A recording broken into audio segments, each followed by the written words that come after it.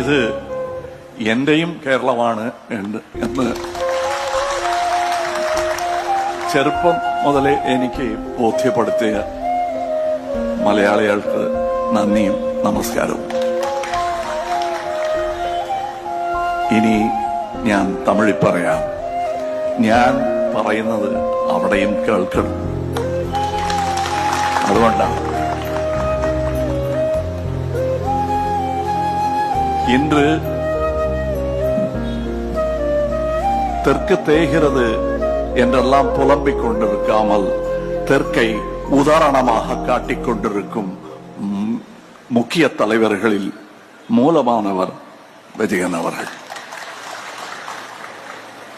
இதை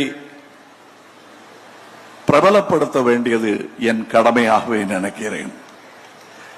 சித்தாந்தங்கள் எவ்வாறாயிருந்தாலும், அவர் கம்யூனிஸ்டாகவும் நான் சென்ட்ரிஸ்டாகவும் இருந்தாலும், மக்கள் சேவையில் நாங்கள் இருவருமே காமரேட்ஸ் தான்.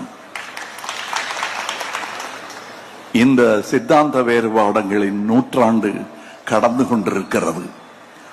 மக்கள்தான் நம் சித்தாந்தம் என்று மாறும் காலம் நெருங்கிக் கொண்டிருக்கிறது.